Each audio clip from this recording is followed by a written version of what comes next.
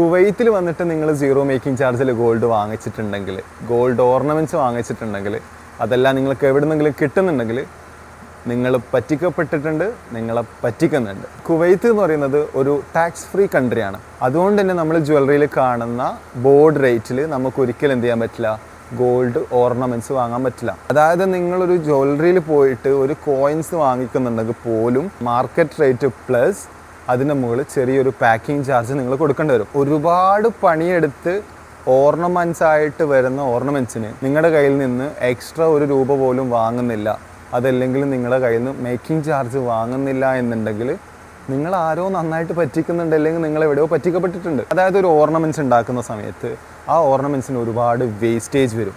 അതുപോലെ തന്നെ ഒരുപാട് പണിക്കാരെ വെച്ചിട്ട് പണിയെടുത്തിട്ടായിരിക്കും ഒരു ഗോൾഡ് ബിസ്ക്കറ്റിനെ ഒരു ഓർണമെൻറ്റ്സ് ആക്കി മാറ്റുന്നത്. സോ 10 ഗ്രാമിൻ്റെ ഗോൾഡ് ഓർണമെൻറ്റ്സ് ഉണ്ടാക്കണം എന്നുണ്ടെങ്കിൽ അതിൻ്റെ മുകളിൽ വലിയൊരു എക്സ്പെൻസ് വരുന്നുണ്ട്.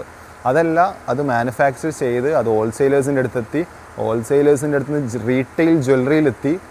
സോ ഇതിലേക്ക് വരുന്ന എക്സ്പെൻസുകൾ, സാലറി, ആൾക്കാരുടെ സാലറി, റൂമിൻ്റെ റെൻറ്റ്, അപ്പോൾ അവിടെയുള്ള പിന്നെ അതിൻ്റെ കോണേഴ്സിൻ്റെ പ്രോഫിറ്റ്, ഇതൊക്കെ ഈ സീറോ മേക്കിംഗ് ചാർജിൽ നിങ്ങൾക്ക് തന്നു കഴിഞ്ഞാൽ ഇതൊക്കെ എവിടെ നിന്നാണ് കിട്ടുക?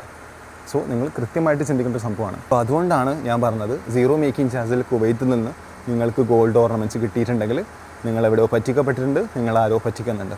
സോ എന്തൊക്കെയാണ് ഇതിൻ്റെ റീസൺസ് എന്നുള്ളത് കൃത്യമായിട്ട് ഞാൻ നിങ്ങൾക്ക് നെക്സ്റ്റ് വീഡിയോയിൽ പറഞ്ഞുതരാം. സോ ഫോളോ ചെയ്യാത്ത ആൾക്കാരാണെങ്കിൽ ജസ്റ്റ് ഫോളോ ചെയ്യാം. Thank you.